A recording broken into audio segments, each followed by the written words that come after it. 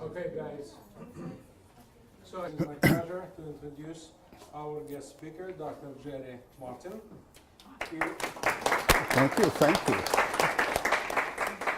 He's a former professor of philosophy at the University of Colorado at Boulder. Yes. Right? Acting chairman, National Endowment for the Humanities, and founding chair of Theology Without Walls project at the American Academy of Religion. As I said before, Dr. Martin is the author of the book God and Autobiography as Told to a Philosopher. The topic of his talk will be, if God spoke today, what would he say? So first we have his talk, then questions. Very good. Thank you, Professor Sergeyev. Start that. Oh, and here's a sign-up sheet. If you just pass that around, if you want to be in email contact. Well, the question before us today is, if God spoke today, what would he say? He, she, it say. The question has several presuppositions and is more interesting if you can accept the presuppositions, but you can at least think about them. The first is that it's at least possible that there is a God. This is not the same as saying, well, I don't believe in God. It's, do you think it's even possible that there's a God? Somebody can say, I don't believe in intelligent life in outer space, but it's possible. And if somebody is going to pose a hypothetical, if we come into contact with intelligent life, how will that affect us? What will we do? What should we do? That hypothetical has meaning as long as you think it's possible that we could come into contact with intelligent life. So the first thing, at least provisionally, you'd need to accept is, well, it's possible there is a God. And the second thing is, in some theologies, the God-based theologies even, think God couldn't communicate today. There are various reasons for that. We might explore those later, but that's not what I'm going to do now. But the second presupposition to make this fully meaningful is that if there is a God, God can communicate with people. That's one of the things God can do. Some have God as a kind of ethereal intelligence, couldn't actually do anything like communicating. But the presupposition here is, well, it's at least possible that if there is a God, which we've accepted as possible, then God could communicate with people, perhaps has communicated with people. But the third presupposition is that it's also possible that if there is a God, and God is the kind of being that could communicate with people, it's possible that God could do that today, to someone today. Some people think, well, God used to do that until sometime some official scriptures closed, but that was the end of God's communications, and as one person put it, he retired and moved to Florida at that point. But the third possibility that makes this maximally relevant is you think it's possible God could communicate today. Now we could argue about those possibilities, but and we might do that later, but I'm not going to do that now. What I'm going to do is just tell my story as it happens, which also we'll see intersects with God's story. When our story begins, I was an agnostic. One of these handouts is an agnostic encounters God. An agnostic is not an atheist. Sometimes the words are used sort of equivalent. An atheist says there is no God. An agnostic says, how would I know? I just don't know, and I don't rush to conclusions. And my own temperament tends to be agnostic. You know, I just wait till more evidence is in. So I was going, and I didn't have enough interest in religion. I was doing fine as a professor of philosophy. There's a lot of wisdom in philosophy, so I did not feel spiritually deprived or empty or vacant in life. I felt I was having a rich, wonderful life full of meaning, but that didn't mean there was a God. Well, I didn't sort of need a God, as I saw it, to reinforce that. But I did have occasion to pray. And it's kind of strange to pray when you don't believe there's any body at the other end. But the first occasion, I had two occasions to pray. The first was that in a kind of miraculous way, my future wife called me on the phone and asked for help. And I was running an organization that did come to help, which led to us talking on the phone every day. And before I'd ever even met her, I fell in love.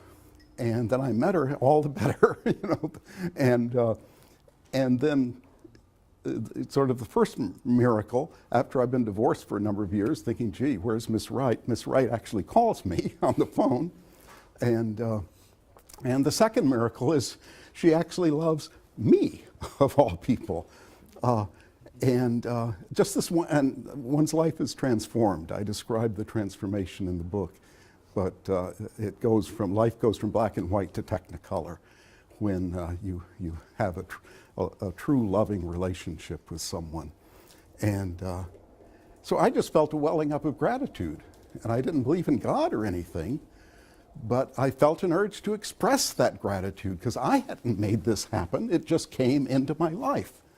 Things happen like that. They just come your way, and often to your great benefit, and you didn't make it happen. So I literally, I'd been raised a Baptist, and so my child, and left that by Philosophy 101, I left that behind. But I literally fell to my knees and gave an earnest prayer of thanks to what I call the Lord, but I didn't know if this is the Lord of a Judeo-Christian tradition or Lord Krishna or just benign universe, which had stepped in and decided somehow had turned out to bless Jerry Martin.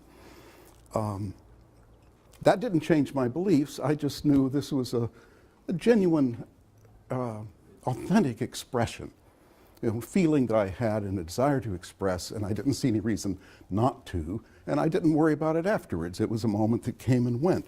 But as we really became an item and started trying to plan a life together, my future wife being a tenured professor in New York City, I was running a higher ed organization in Washington, D.C.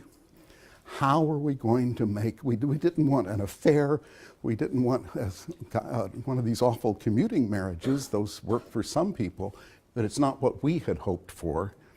So how are we going to make one life together? And without forethought, because my belief system hadn't changed, I prayed for guidance. Just that, and just in my head, so, Lord, how are we going to make this work? And the first thing that happened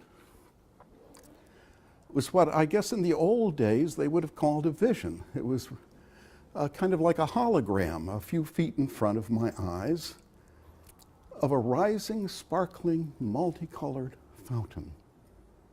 A fountain rising up. And I took that as a kind of answer to my question, not a problem-solving answer, but just encouragement. Things are going to work out. Let it unfold, or something like that. And so I thought, that's interesting. And then a voice spoke. And I knew it wasn't me talking. Abigail was on the park bench sitting beside me writing in her journal. It was a late Saturday afternoon in August, and she wrote in journals, and along the south side of the Potomac River, you saw beautiful setting. You saw the Lincoln Memorial and then the Washington Monument beyond that, and it was getting late in the day. She was writing in her journal. I looked to see, did she hear this?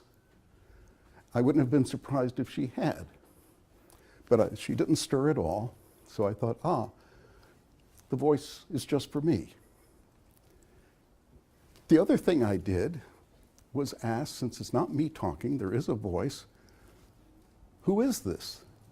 I mean, I'm kind of a simple philosopher and a logician, and so the natural next question, somebody's talking, who is it? The voice answered, I am God. I didn't believe in God. I am God. Well, I didn't know much about religion, but I knew there were a lot of them, and therefore, in a sense, a lot of gods. So I asked the God of Israel, I am the God of all. Well, I stopped praying at that point. I kind of forgot my original question because I thought my whole worldview has now been refuted, disconfirmed. I mean, it's always possible. I also read a lot in philosophy of science where you've got a theory and the data comes in contradicting your theory. This was data of experience, contradicting my theory of there not being a God. And you can always throw out the data. You can say, my theory is so good that I'm just going to decide this is invalid data. My own bias as a philosopher has always been it's better to trust the data of experience, to credit the experience and change your theory to match the experience rather than mess up the experience and your access to it in order to clamp down on it, throw it out in order to hang on to your theory. And there's a lot of reason to think people hang on to a lot of bad theories because of that kind of natural human bias, because we're all very attached to whatever our belief system is. So, but I wasn't like that. I was open to experience. And this was an experience. And as a philosopher, I had never believed in certainty. Some philosophers think you've got to have any kind of knowledge at all, you've got to have some tier of certainty somewhere. Some people put it in the basic sensations. At least you know if you're in pain, you know it, and that must be certain knowledge. And some say, oh, mathematical truths, what could be more perfect than that? They have certitude. My own view is you can be mistaken about what your sensations are. You can be mistaken about your mathematical reasoning as well. And I never believed in certainty, and one of the striking things for me as an epistemologist, which is theory of knowledge, that was my specialty within philosophy, and we doubt everything from Socrates on. You question everything. Do you really know what you think you know? That's almost halfway a definition of philosophy. But this experience was so real, and the voice was benign, and somehow authoritative. And so real as talking to my wife on the phone, so real, I found it actually impossible to doubt. I mean, I could step outside the experience. I'm a trained philosopher. I can step outside and look, oh, Jerry, are you sure?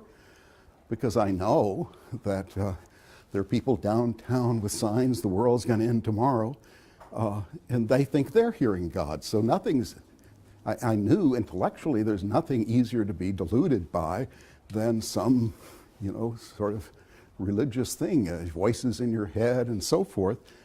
I knew that stepping out of the experience, but in the experience, it was as real as seeing all of you here today. I could doubt that too. And if you go read philosophers, you'll find ones who say, how do you know there are really people out there? But this was not doubtable. And trying to think this through, I talked to a philosopher friend of mine, and he said, because you have an kind of, is this reasonable for me to accept the kind of inherent certainty of this experience? He suggested I read William James. William James is a famous American philosopher, almost the founder of American philosophy. He was also extremely important. If you read histories of psychology, you see him in those too. He was also trained as a biologist and knew a lot about geology. Professors tended to be broader in those days than they often are now. But there had been a British scientist who gave a speech, and then it was circulated as a pamphlet, very influential, called The Ethics of Belief. The Ethics of Belief. What this British scientist had argued was that we're responsible for our beliefs, we're morally responsible for them, and he gave some examples where things would go bad, if you had the wrong belief. Is the plane safe? Has it been inspected adequately? If not, it's going to crash. But he argued that with every belief, it's actually morally wrong to believe anything without adequate evidence. And his idea of adequate evidence was something kind of approaching proof, something you can demonstrate in a laboratory or some way like that. William James wrote an essay called The Will to Believe. And he said, wait a minute, there are a lot of beliefs that are really, really important. If you believe it, it's going to shape your life one way. If you disbelieve it, it's going to shape it another way. And there's no proof of the belief. There's no proof the belief is wrong. And you can't stay neutral. I mean, I'd been agnostic, but what James is saying basically was I was choosing unbelief. It's belief or unbelief, and therefore I was living a life without access, of the kind of access that belief gives you to certain phenomena. Anyway, it's a fundamental life choice. You can't dodge it because you're going to choose either the way of belief or the way of unbelief. And he says, and no proof either way, says in those cases it's totally up to you. It's totally reasonable just to assess the alternatives, you know, the way you see them in your life situation and come to your own conclusion. He wasn't arguing for belief as against unbelief. He was just saying it's completely rational to simply come to your own conclusion, your own intuition, your own hunch, your own sense of what the reality is. So I read that, and I also looked at, in fact, I called a philosopher friend who taught at Calvin College, and I knew Calvin College is very religious. They're Calvinist, in fact. And so I thought, well, he would know. He was a philosopher. And so I called and said, is there any literature about how to tell crap from clay in a religious experience? You know, whether it's valid or invalid, is there any way to tell? And has anybody written about this? And he says, oh yes, there's a literature on what's called spiritual discernment. Discernment meaning the ability to see correctly and to sort things out accurately. And well, I read a lot of that literature, but the one I found most helpful was a book by Romano Guardini, a 20th century Catholic thinker, who wrote a book on the art of Christian prayer. Since I had a prayer experience, I read a lot of things on prayer and came across this book. And what Guardini says is, he says, imagine one day that in your devotions, you know, your praying, your meditation, whatever form those take for you, a wall that has been there before, where you're on one side of the wall, the divine is somewhere on the other side of the wall. You know, you're here, the divine is of some great distance away. And suddenly, that wall isn't there anymore. And what do you make of it? It says you run around and tell the others about it. They don't have any experience like that. They kind of might look at you funny. You go ask your elders, and they can say different things depending on where they're coming from. So what he says basically is, well, you can't be gullible just to believe every voice that pops into your head or every vision that you think you have, every dream that comes to you. However, you can make a mistake the other way, too, and to be too skeptical, too doubting. If you doubt too much, you can't learn anything. You know, if you just doubt everything in advance, dismiss it, then you can't learn from the experience. So to learn, you need to give an experience some degree of credit. And that's how all of our areas of knowledge work. We trust our memories, not because our memories are infallible, but they're generally very helpful. And you trust the memory and then you correct it by other experiences. So you trust one experience, you correct it by other experiences. That's how knowledge works. And the other key was, I guess the example he gave, the state of the person having the experience. He says, if you think, oh God has spoken to me, I'm now Lord of you all, or something, you know, I can now do miracles. Well, that's a bad sign, probably isn't God.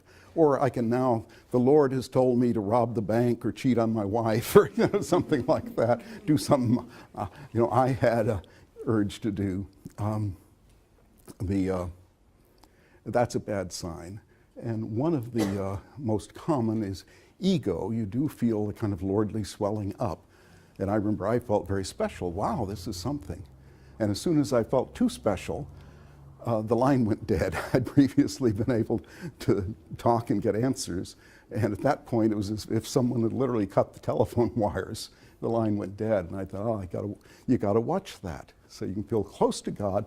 That doesn't give you authority over other people, or mean God may be telling them something, or they may be experiencing God in a totally different way, or they may not be experiencing God at all. And that could conceivably be okay with God. How I don't know. So I often call it about get the clutter out of the way. The clutter includes your internal furniture, your ego, I was just talking about, but also your fears, your desires, your hopes, all of these internal distractions, your agitation of the day, your preoccupation with this and that thing going on. Put that out of the way. Get the external distractions out of the way. And this is why often in spiritual disciplines, one of the keys is just quiet, just to be quiet for a time, and that's a little hard, actually, in our modern world where we're all plugged into everything all the time.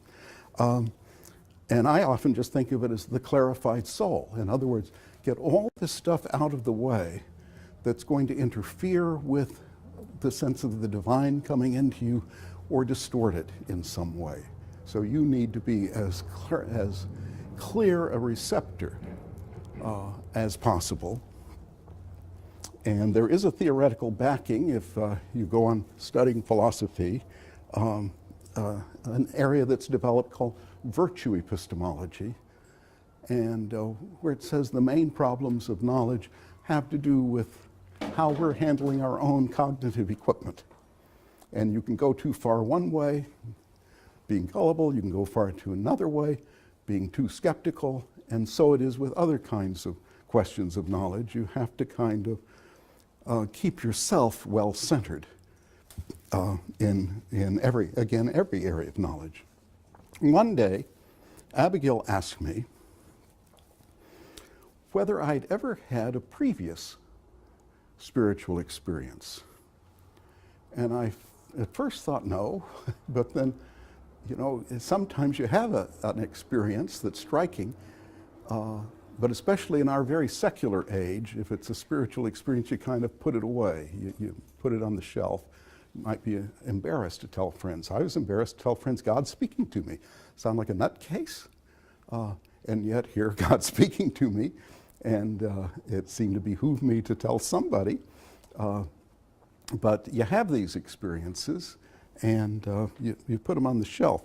And so when I looked at the shelf of memory, I remembered an experience from when I was in junior high some age, maybe about 12 or 13. And one of the jobs I had was to go water the shrubs and stuff. And somehow, and then you disconnect the hose when you're finished. And for some reason, I lingered, and a little drop of water formed, slowly formed on the faucet. And I lingered looking at that and somehow saw it in a way I'd never seen anything else. It's hard to describe. I don't know how, maybe it was the lack of knowing how to describe it. It's one reason I kind of put it out of mind, though I never forgot it. But it was as though I saw its suchness is one word that comes to my mind. Its inherent integrity, its being, not just, we see most things in some utilitarian categories. It's a drop of water we use for the shrubs. We sometimes drink it, et cetera, et cetera. We got to make sure that it's been through the city plant and cleaned. We think of these things in utilitarian ways, but here I saw it as what I would later describe, if you get to Kant, the great German philosopher Immanuel Kant. In his ethics, he talks about the kingdom of ends and what he calls all rational beings. and maybe other beings as well, are members of the kingdom of ends that deserve full respect on their own terms, not just to be used, but to be respected. And in this case, somehow, as I say, I would describe it later as if that drop of water became a member of the kingdom of ends, something with its own integrity and deserving respect and deserving, you might say, full encounter, something like later the Jewish philosopher Martin Buber talks about having an I-thou with nature. He says you can relate to things either I, it, and you can relate to, and then they're just things. You can relate, and he was really talking mainly about people. You can relate to a person as just, this is the person selling me this item. It's an I, it. But you can also pause and say, but no, this is another person, another subjectivity, like me. And you say thou, which is a kind of personal form of address. And at one point, and Buber thought this was really essential to how we should relate to one another. And in this case, the drop of water became a kind of thou for me, not meaning I thought it had a consciousness, that it was looking back at me or something like that, but it was just something that I should look at not solely in terms of its utility, but he speaks of speaking thou to nature, that you encounter it not just as something to be used, but as something to be related to in its own terms. Well, I prayed about, when she reminded me of that experience came to mind of the drop of water, and so I prayed about it. And this is what I was told. That was an encounter with me. I was in the drop of water. Why not? Where else would I be? I am in everything. You suddenly became open to my presence in that drop of water. Later, I'm at kindergarten level when it comes to appreciating painting. But we did go down and Brandywine Valley and see the Andrew Wyeth paintings. And those struck me very strongly as somehow what Wyeth managed to do, you don't see it in the kind of postcard versions. You need to see the paintings themselves with their texture and so forth. He somehow allows the divine to sort of show through in the surface of his paintings. Well, that was my reaction, at least. This was early on in the prayers. I had been told, well, I'd wondered, why is God interested in communicating with me or anybody else? Which seemed to happen. And so I asked, Lord, I tended always to address God as Lord. Lord, is human recognition important to you? Here was the answer. It is very important. It is at the heart of my being. It is at the heart of my being. That is profound theologically, though you have to think about it a lot to see, why. But then, with a little irritation, I said, well, then why is God so hidden? Why is it so hard for anybody to have any kind of experience of God? If you want to be known, you want to be recognized, why be so hidden? And here's the answer, a little bit longish. It is not difficult to hear me. It is not, as some say, that I am hidden. Far from it. I am not in hiding. I communicate through prayer, through dreams, through insights that seem like one's own thoughts, through hunches and intimations and intuitions. I am present in the human heart and speak to people directly. Directly does not mean simply or literally or in a loud voice. People must learn to listen, to heed, That requires openness of heart and sensitive attunement to me. And so I said, you speak to people's hearts. And I was told in all these different ways that he'd been discussing, my experience is one of love, of reaching out, of trying to catch a person's attention, of satisfaction when heard, because I and the cosmos are then moving forward. And frustration, endless, unrelenting, bitter frustration when not heard, of acute pain when not heeded, and of tremendous suffering like a mother or father who watches a son. Okay, it's time for me to move along. Like a mother or father who watches a son or daughter go bad. There's no anguish like it. And I said, we usually think of God as too sort of great and ethereal to suffer. The answer came back. If I were the detached, perfect, self-sufficient God many theologians write about, it would not matter to me.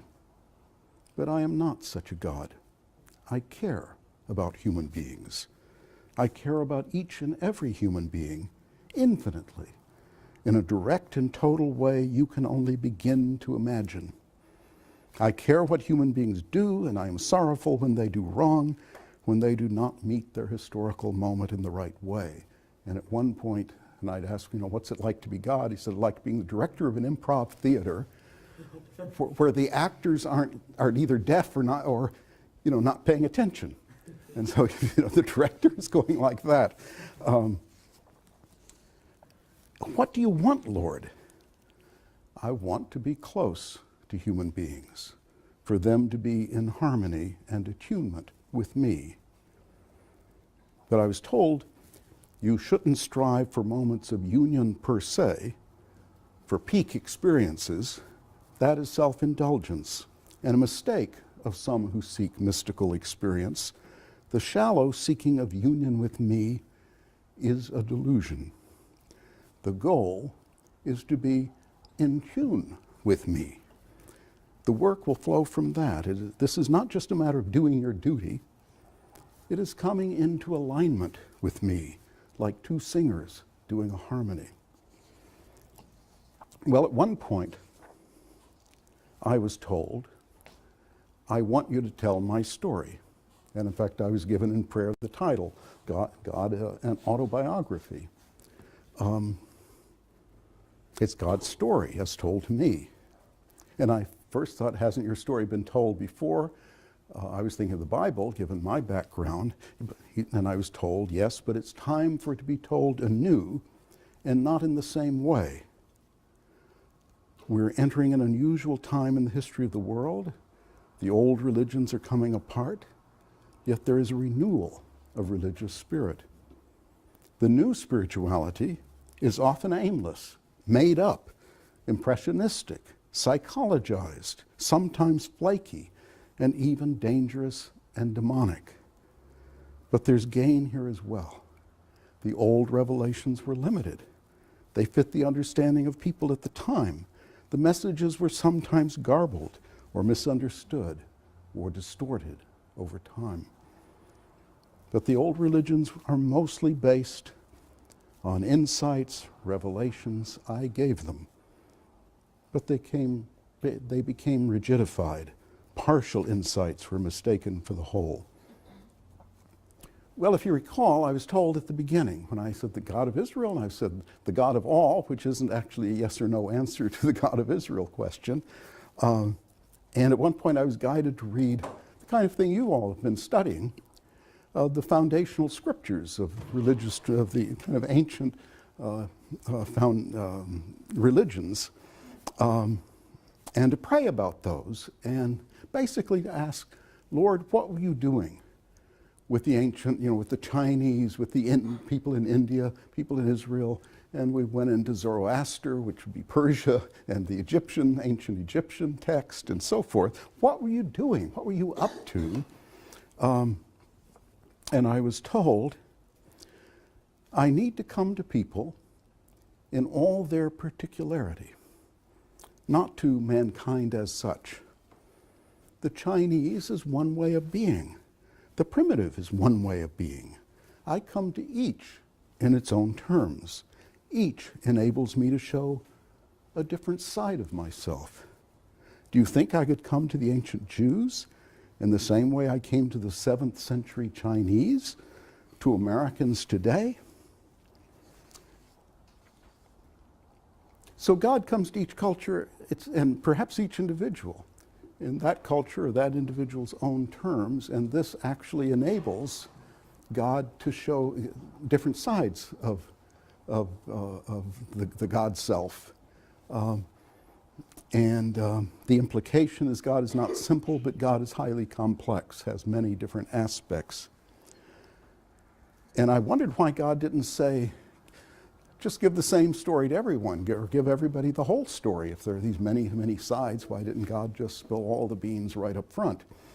And I was told the total revelation would be more than any single individual or culture could well bear. So there's a kind of division of labor. For example, I told the ancient people of Israel to act in history and to keep my covenant and to abide by a set of religious and moral rules. That was task enough for them. I told the ancient people of India to develop the inner life and to get in touch with the transcendental Atman, the self beyond the self. Both were and remain valid tasks. As I ask, what is our current task? You stand on this is God speaking, you stand on the threshold of a new spiritual era, a new axial age, in which for the first time, spiritually attuned individuals will draw their understanding of spiritual reality not just from the scriptures of their own religious traditions, but from the plenitude of my communications to men and women. It's time for the world's religions to come together, not merely putting the pieces together, but in a dynamic way, a way that lends itself to forward movement. It will be a creative ferment in which religions, individuals within religions presumably, feel free to borrow freely from each other, and individuals, God says, will feel free to freely borrow from all religions and create their own creeds of talents. And I wondered, well, okay, we're kind of moving into that now. I didn't know it at the time these prayers came because I had not been following the religion scene.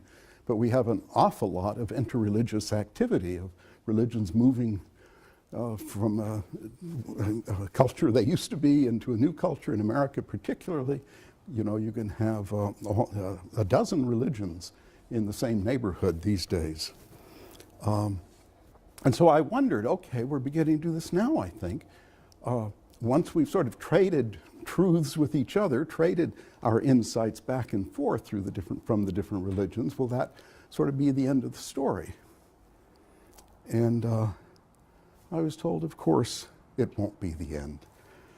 There will be new developments and new communications from my side, God says, and new developments and events and consciousness from the world's side.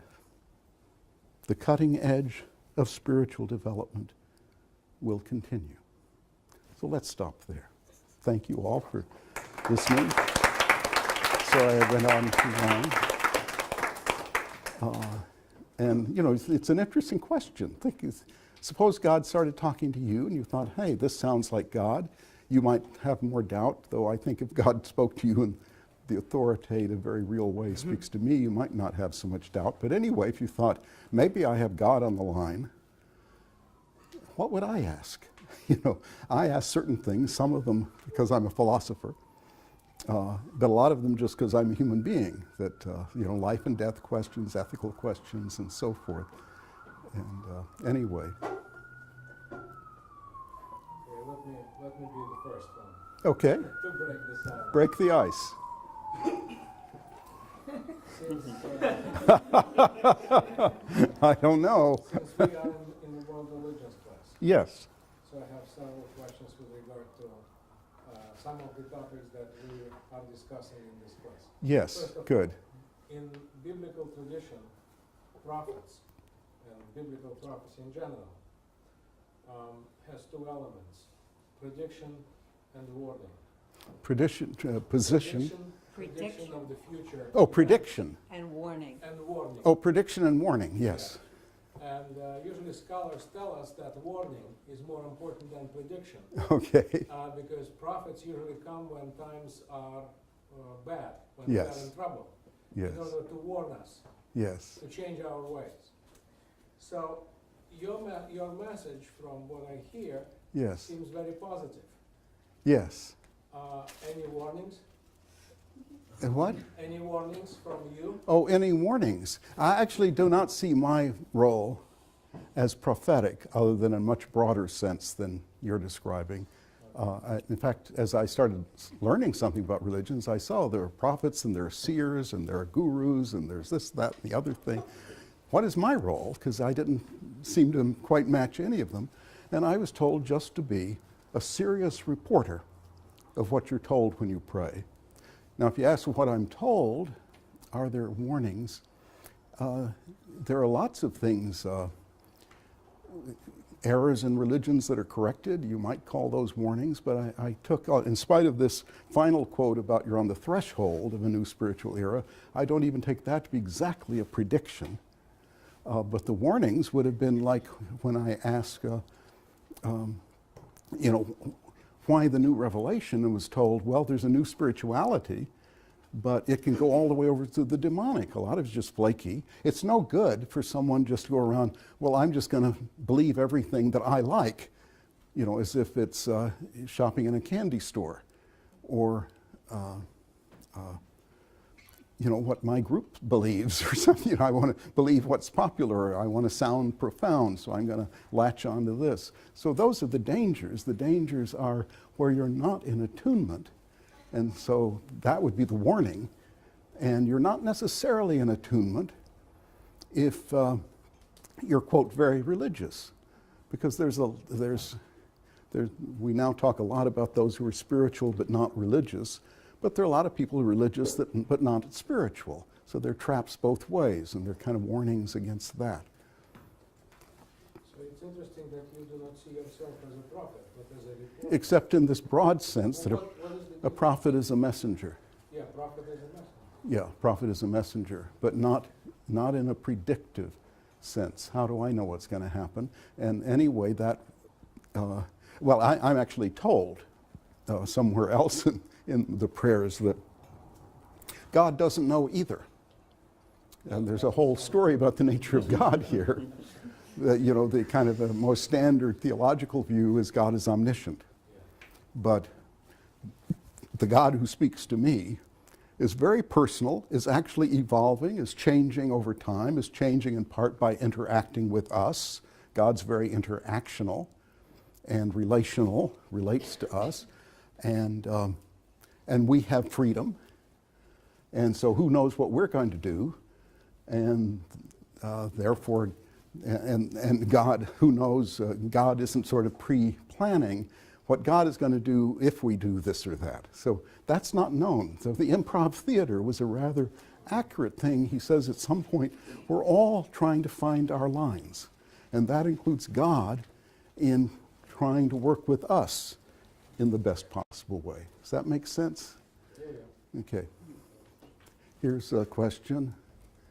How can we trust God? Like, what you're saying is that God learns from us.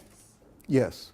And if some people are not even spiritually awakened, how can he rely on his knowledge? How can it's he? like describing artificial intelligence, how it grows from the user. Oh, right.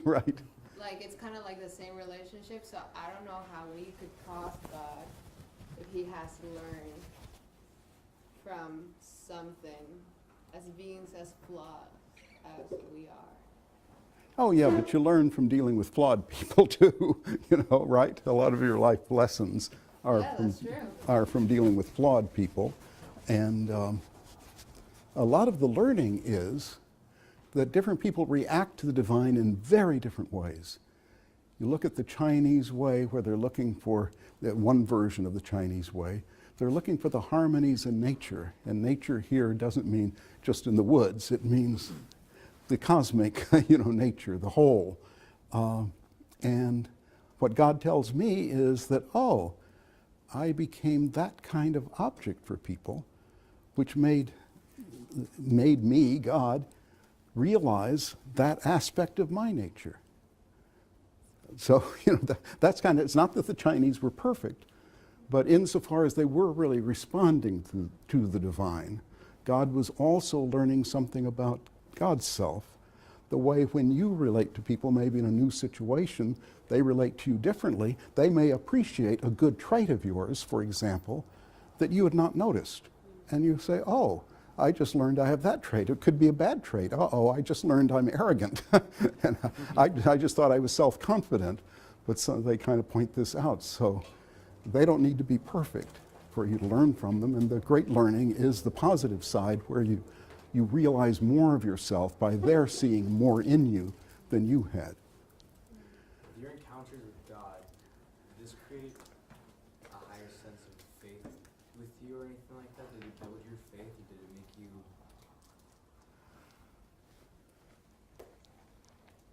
I guess I don't know, I'm just kind of asking, how did your faith build from this? Well, I don't even use the concept of faith, because this was an experience. It'd be like saying somebody, saw the stars through the telescope. I wouldn't say, how did that faith come about? You saw the stars through the telescope. God spoke to me, and only then did I become aware. I do very much like St. Paul's expression, evidence of things unseen, because it seems to capture the whole thing. The things unseen is not just that I believe in them sort of randomly and try to build faith in some unknown, but no, I have evidence. We have evidence. It's not just I have evidence. We have evidence from the testimonials of the different traditions, but they're evidences of something, that unseen side, God sort of seen, as God tells me, but it's not seen in the way that we can take photographs and run newsreels. So it's evidence. But let me ask you to ask your question again in light of what I just said. What is it that's you're looking for? Because I understood the fact that you were saying that it's so hard to really put it into words, because it's just, I feel like it's such a bigger question than I'm asking. Yeah. Because you grew up Baptist, but then you went into your agnostic ways. Yeah, the Baptists didn't have, here I was a proto-philosopher, full of intellectual questions. At least our Baptist church did not have answers for these. Then you take philosophy. What happens in a philosophy class? Here are the arguments for the existence of God. We shoot them all down. So, that, and then I didn't think about it further. One could, but I didn't. But I didn't quite let you finish your question. It's a really hard question to really put into words right now. I'd have to really think about it for a while. Well, if a formulation comes to you, then speak up. Is there somebody back here? Yes, thank you. You talk a lot about attunement and the natural harmony. I wonder what you think is the opposite of attunement, or what keeps... Of attunement? Yeah. The opposite of attunement would be where you're paying attention to everything but the divine, where you're, a lot of people are just think their job in life is to seek all the pleasure they can get and avoid all the pain they can avoid. They're living at that totally utilitarian calculus level, or they're distracted by this or that. Careers, they want to be number one in something or other, and those are all right in their place. But the The lack of attunement is when you're, especially if you've got some either way of living or some kind of personal ideology that prevents you from being open to the divine, and to be open would be the first step of attunement. You know, it's like the improv director. You've got to notice, oh, there is a director over here. There's some hand signals being sent. And, oh, you know, so the first thing is to start noticing that. Does that answer your question? I think so. It brings up another question, though. Yeah. Because isn't the divine in everything in Yes. this philosophy? Well, in the God book, for short, the God book, God is in everything. God was in the drop of water, God is in you, and God is both. And this was hard for me as a logician. I think of things as either or, but God is both same as us and different from us. And the same of us insofar as God is in everything, but different from us insofar as God is also a kind of independent person, in a capital P, who can relate to us. And it's much like, you might say, a human relation, say a relation of love, where in some way you do kind of merge. You know, you do have aspects of union with the person you love. And at the same time, what you need is not just to mush into them, but you need to be two different people relating to one another. And so the relation to God, something like that. But where were you going with the idea that God is in everything? Because you spoke about the distractions or Yes. the pursuit of the separate from divine, the non-tuning in. So I'm wondering what you're in pursuit of if everything is divine, if that makes sense. Like, Yes. Yeah, I think, no, that's an acute point. That you might say, if God's in everything, why isn't God in the distractions too? Isn't in the bad things? Oh, that's you know, it's almost a logical puzzle, but there are something like degrees of the divine or something. Divine may be in some distractions. I don't know. You got a gambling habit. You're gambling a lot.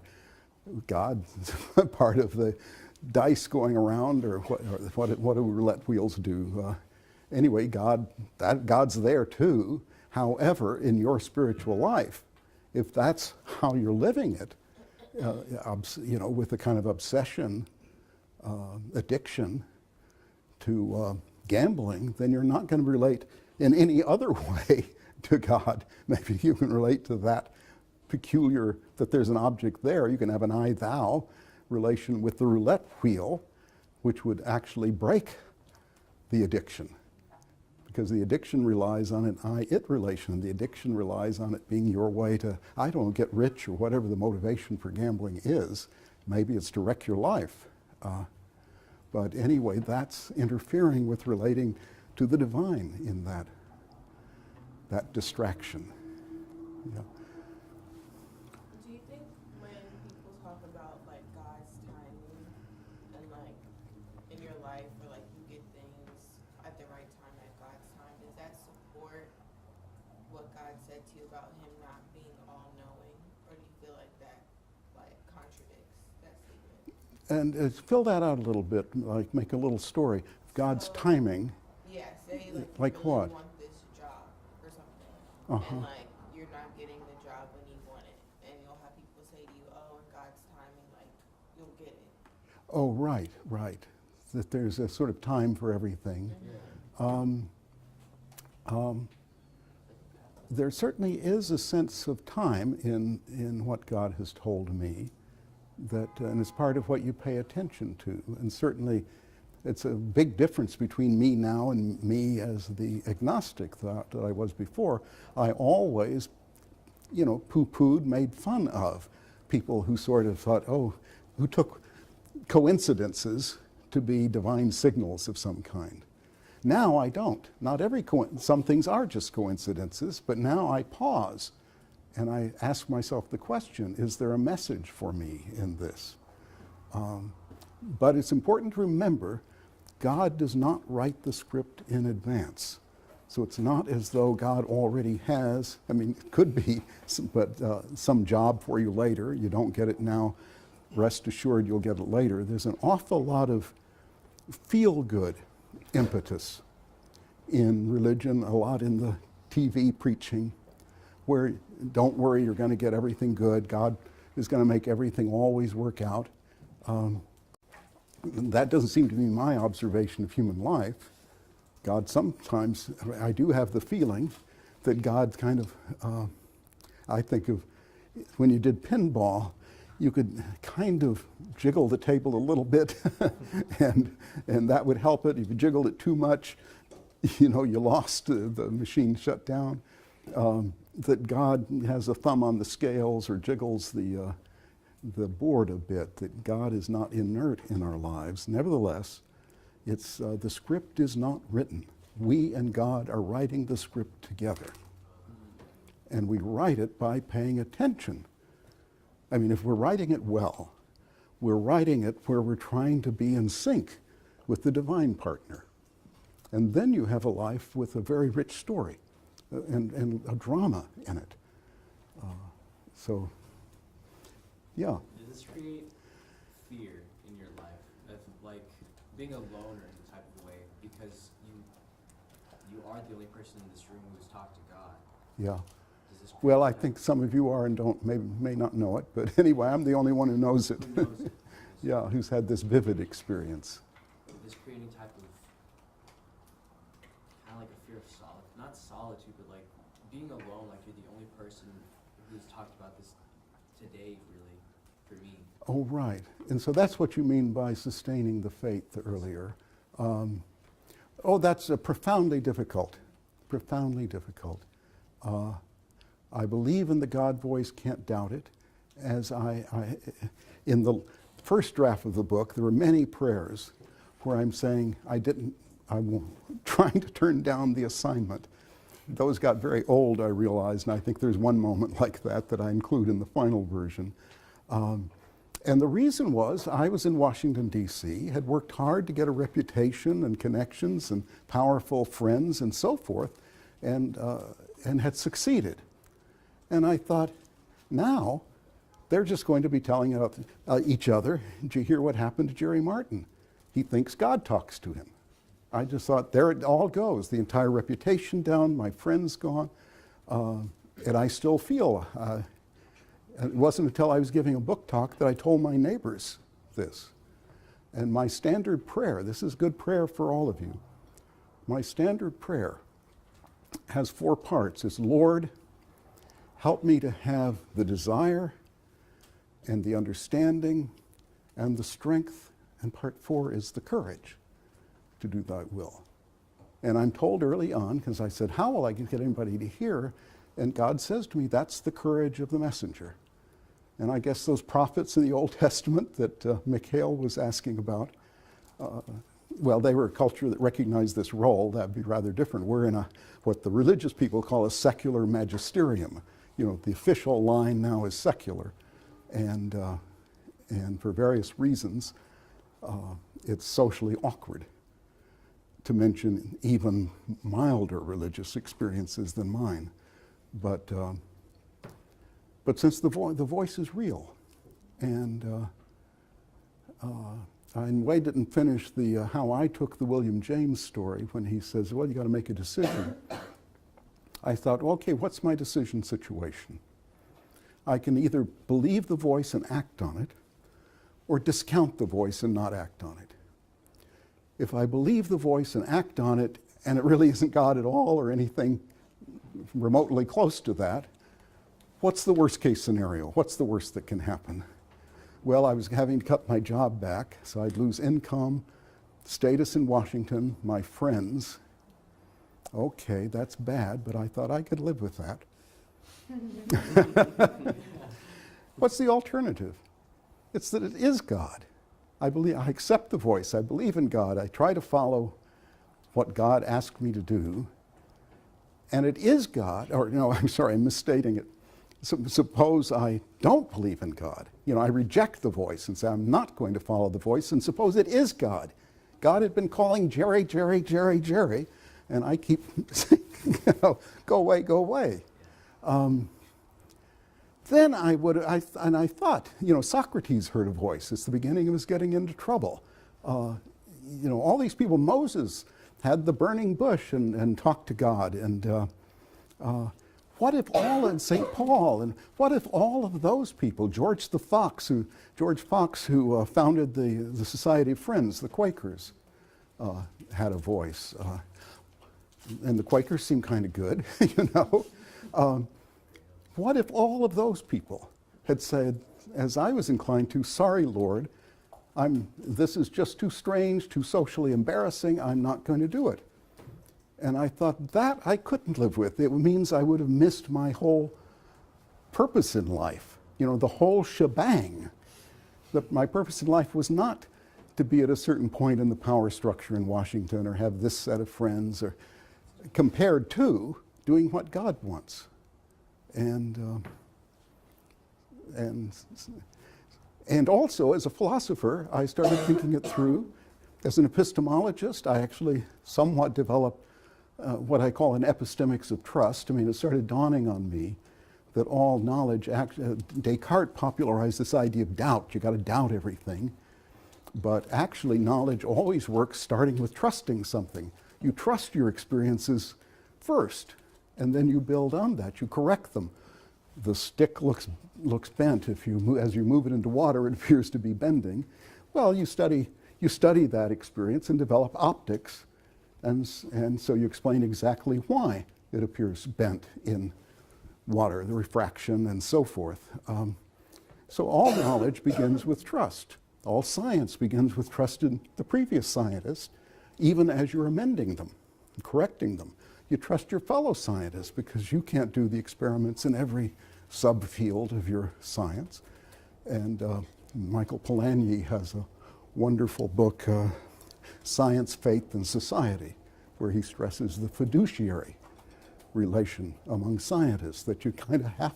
It's one reason scientific fraud is so serious, because science works by our trusting each other to be reporting data truly and so forth, disclosing our methods and so forth.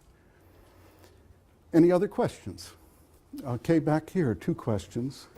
So my question for you is, the message you received about the afterlife, is it the same as like the messages that are like biblically taught? As like, for instance, if you ask for forgiveness, your sins will be cast away in a sea of forgetfulness and things like that. Is that the same message that you're hearing now, or is it something different?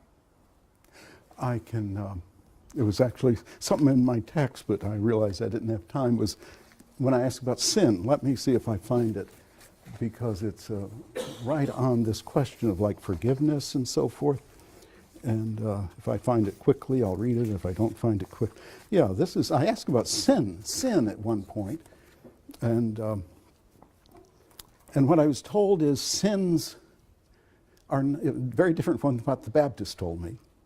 Sins are not debts to be paid. They are a condition to be rectified, to be healed, rectified. The solution is not for me or someone else to suffer or sacrifice or otherwise pay for them or redeem them. It is for each person to become more perfectly attuned to me. There are many ways a person can do this. Living uprightly, lovingly, even more intuitively and appreciatively, even in a sense, more quietly.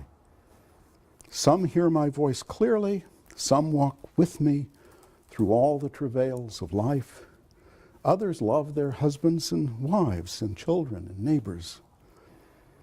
Still others have a meditative or even aesthetic understanding of what life is about, of the nature of the world.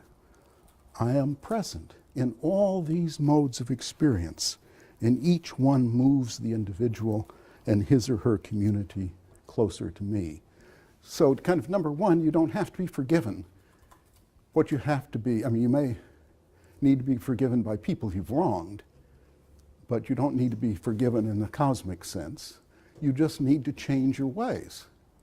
So if you've been, wrecking your family's finances by gambling, you just need to stop gambling. You may need to apologize to them, but you don't need cosmic forgiveness. As soon as you stop the wrong way and get more oriented divinely to the higher things, the highest you can relate to and conceive of, you're home free. And it's never connected to the afterlife. I did have visions of afterlife, but none of them involved having to do something up front in order to have an afterlife. Maybe I'll just stop there. The back row. So, to become in tune, one would not have to be of a part, like a certain religion, like Christianity or a Muslim religion. Would they have to be, or is it kind of just being working on yourself as a person? Is what you're saying? Yeah, it's a little more the latter. My sense of what's implied here is that you really need to find where you have the best access to the divine. And that might be by more strictly following a church you've grown up in. It might be by being converted, or it might be in completely other ways. It might be spending time in nature or listening to music, quiet time, meditating. It can be all of these many ways. It can be just going around in life and as a perfectly ordinary person where you're nice to your neighbors and take care of your family, and at work you do your job and you don't steal things, and okay, you're kind of cooperating, aren't you, when you live that perfectly ordinary, decent life. And it depends on where you have access to the highest things you can reach, or that are open to you or even intended to you. I've had people write me with some kind of anger at God that they pray and pray and pray and ask God for God to talk to them. And they haven't heard a peep. And so what is that about? And here I am, not even a believer, and God comes along and blah, blah, blah, just answers every question at length sometimes. But what I say to them is, let God come to you however God chooses. And we're each very different people. The cultures are different. We as individuals are different. God may want you to become a guru or a saint or something, but may not. It's not. That may just not be what God is looking for to you, or how God wants to work with you or relate to you, what talents God wants to tap in you. Part of what I was told that I didn't go into in detail here, but one of the reasons God comes and gives different messages to different cultures is different cultures have different wherewithal, you might say. They have cultural tendencies, they have cultural resources, they've got different intellectual resources, different social resources, they have different ways of framing things. So God's going to come to the Chinese maybe in terms of the concept of qi, and not the concept of that's anything familiar in the Western traditions of a God making rules and stuff like that.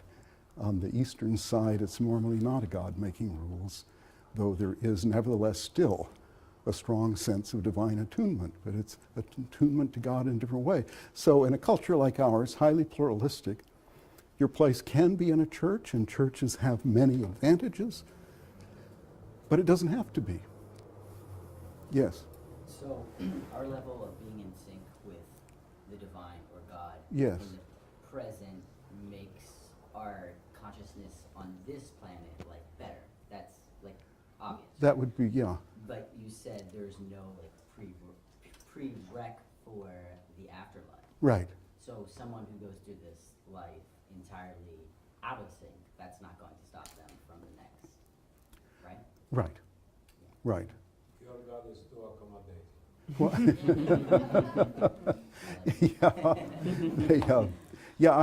I happen myself to be odd in that I do not have a lively interest in the afterlife.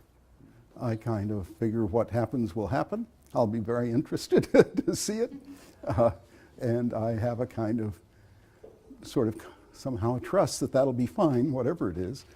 And that's just my attitude. So it was a while before I'd even, well, I at one point I find that when it was clear I was supposed to write a book, I thought, well, people are going to want to know about the afterlife. And I asked about it, and I was actually chastised by God for that question. Ask what you want to know. And I've taken that as kind of a clue to praying. You know, ask what is actually most on your mind, that you most want to know. But I was also told that he'd given me an answer. He'd already answered the question in a dream. And I remembered the dream well, because it was a rather striking dream that included something like, this was part of the problem from my side, and included kind of reincarnation. And I've never liked reincarnation. Part of the book is I'm arguing, I do a lot of arguing with God. I was arguing reincarnation makes more sense, makes no sense. So, you know, if Jerry Martin crops up in China 100 years from now with a completely different personality, no memories, what is that to me? You know, well, and I was giving answers. It's the same soul. It's actually, and from the soul point of view, there is a continuity. It's only in my more limited moment that I don't see that. But others, I've had three, and kind of putting them together, it sounds most like a kind of stop between lives where you do kind of do something, maybe like assess your life. And maybe see loved ones, you know. Since I didn't pray a whole lot, I didn't go into detail about that. But anyway, it seemed like an interim period. And then you kind of go back and live another life. And the view of reincarnation, however, is not identical to the kind of Hindu view. It's not that, I know a friend of mine said she didn't like this doctrine of reincarnation because it sounded like everything bad that happened to you was your fault. And well, that's not very fair, is it? But the version I get's very different. It's that you don't move kind of like up a scale, except in the sense sometimes the analogy of an actress was brought in. An actress plays this part and then that part and the third part. It's not that the third part, can't think of three good female roles, but anyway, Lady Macbeth, et cetera, et cetera. And it's not that the third one is better than the first two, it's that it's a new challenge. It's a new challenge. And even to do, when you've done Lady Macbeth great, to do Lady Macbeth again that well, or maybe under a different director with a different interpretation. You know, these are all, and so the point of the different lives is actually to live different lives and to meet different challenges, because each life has its own challenges. And to meet those well, and the book explains some of the conditions of doing that, one of which is simple honesty. You have to recognize what your condition is. And that's the therapist, the psychologist Scott Peck describes a patient who has a kind of fantasy about her father's great love, and yet from the account of her life, it seemed the father didn't love her at all, completely neglected her, and so kind of maybe in compensation, she had this sort of fantasy father, but it led to all kinds of psychological disorders, and yet he could not get her to give it up. You know, she was too attached to that. So anyway, that kind of thing can happen, and that would not facing the challenges in your own life would be one thing that prevents you from meeting it successfully in partnership with God. Yes? Since you said that, like, from your conversation, we don't have to be forgiven for our sins, what then, like, what role would Jesus play? If Jesus is like, he died for all of our sins, That's a good question. Jesus appears in the book. I had an encounter with Jesus as well, and I don't put that up front.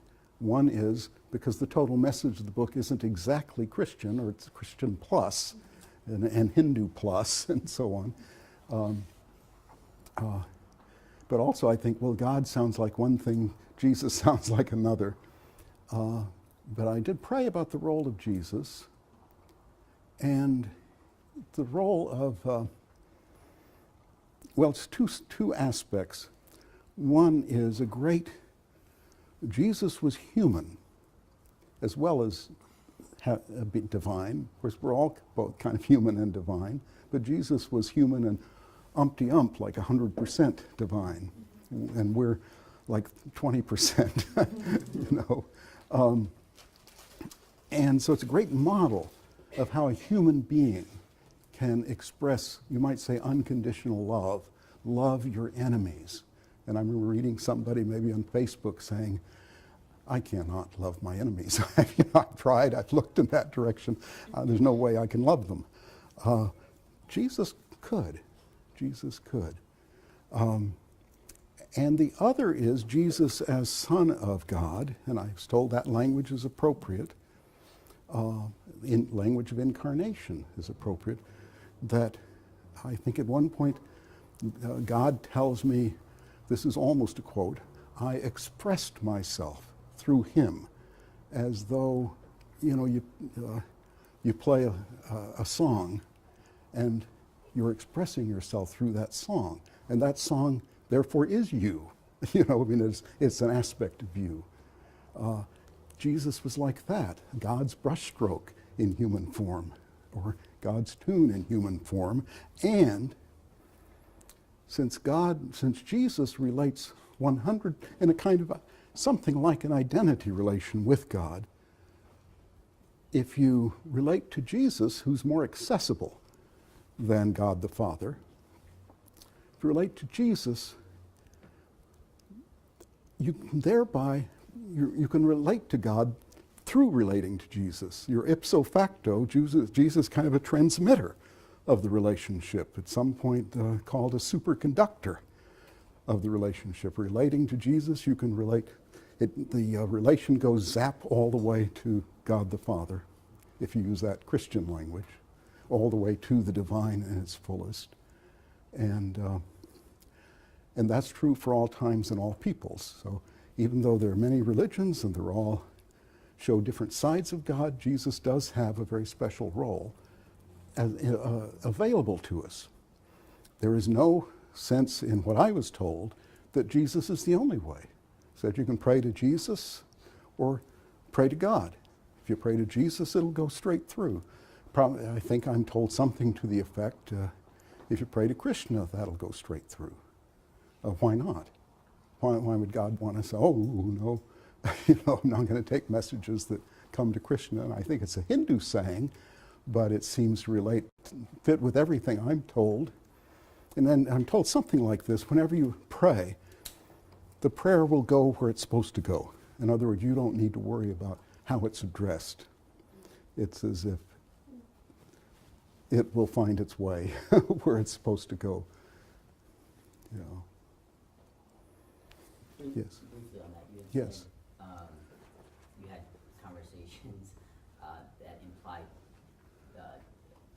demonic nature of things. Like, what would God define as being demonic? Like, I have trouble with that personally. Like, in terms of defining what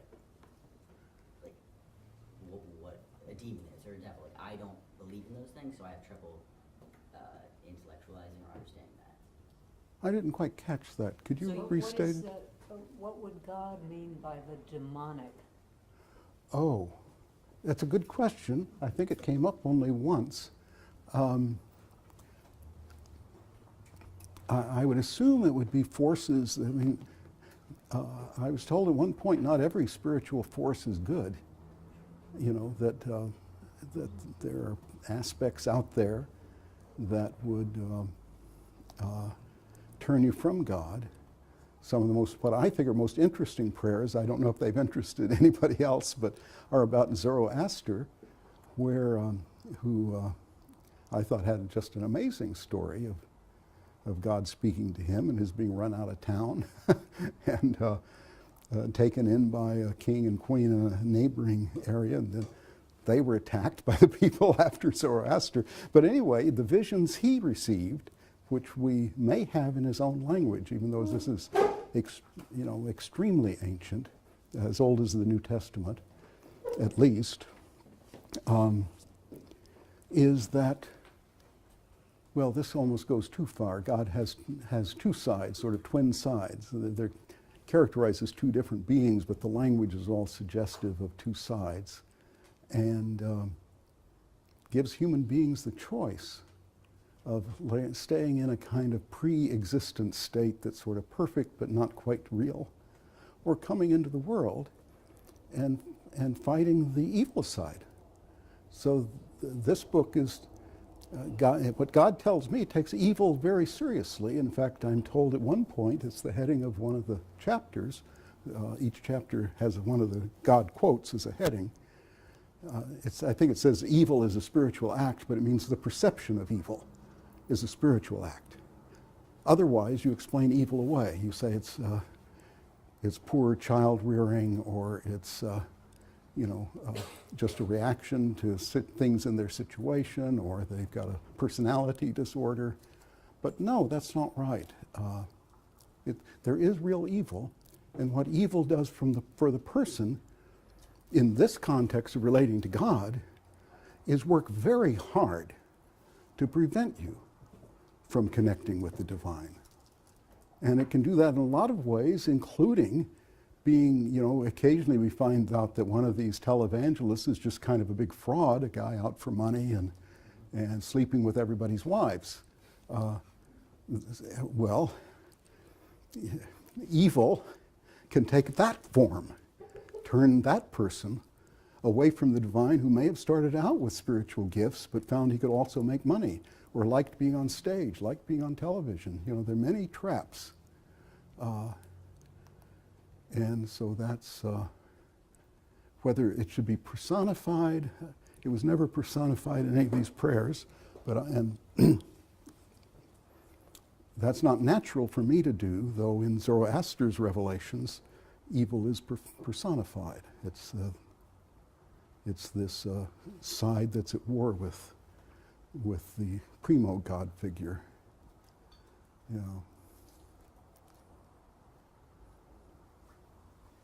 Is that it? Okay, let me finish with one more question. Okay, very good. Are you planning to start your own religion? No. My agent suggested I put the title, as told to a philosopher, God and Autobiography. You see it down in the fine print at the bottom. It's still part of the title, as told to a philosopher. And he said, should be as revealed to. Let's ratchet it up. Well, it is a kind of revelation. It's a systematic communication from God, as close to revelation as anything you can think of. God himself uses the term, talking to me of revelation. But I thought revelation sounds as if I'm trying to start a new religion. And instead, well, this just isn't what it's about. Somebody could take this text and form a religion around it. I know in my own county, it turns out to be, you might say, the Vatican of the Swedenborgians. Swedenborg, 18th century, kind of polymath, a sort of resident genius, knew everything, and also had some kind of visions and so forth, and wrote books that were kind of mesh of what he received in his own brilliant thinking, and fascinated many people from then on. And they did form a church around it, and I can't remember if he asked them to do that. I think he used some language that they can cite as authorization. And so that became a religion. And I mentioned that in part because, and a Swedenborgian happened to see just the tape of this particular Q&A when I was saying, where you have a tradition like the Swedenborgians or the Baptist or the Hindu, they think, oh yes, we have revelations, but they stopped, and then it's over. So Swedenborg comes along, 18th century, new revelations. Well, a lot of people say, no, you can't have revelations, but here are new ones. And a lot of people say, this sounds like the real thing to me. And then I said, but I've talked to Swedenborgians, but then it stopped. Then it stopped with 18th century with Swedenborg. And I thought of the scene in Brothers Karamazov in the Grand Inquisitor section, where Jesus shows up. And the Grand Inquisitor says basically, look, we don't need you. We've got it all going. We've got it set up. We've got a church, creeds, doctrines, rituals, everybody's... This would just be disturbing. And I could have, the Inquisitor says to Jesus, I could have you declared a heretic in a minute. So go away. And it's a bit like that. So Swedenborg, okay, here was a new word, 18th century, but then it stopped. And, well, obviously my own sense from my experience, but also you can tell from the various ways God communicates us that God is not silent in our lives. And it just goes unrecognized. Oh, because people are looking for a voice and God happens not. I think God came to me in a voice because he wanted me to write a book. So he needed to verbalize. But with other people, that's not necessarily needed. That's just my speculation. But you need to pay attention. Where is the divine manifesting itself in life? It can be, we were talking about the coincidences, it can be in those synchronicities where, this happens and then that happens. And you know, I've had people tell me stories, and it's in a way so obvious. You just have to connect the dots sometime to see what the divine intention is. And one coming to my mind right now is a guy who was my father's financial advisor, and I wondered how he'd earlier been in the military expecting to be career, but didn't like various things about that. And then was wondering what to do, what should he do leaving the military. And he looked at some of these kind of books that give you this sort of career guidance, realized he is good at numbers.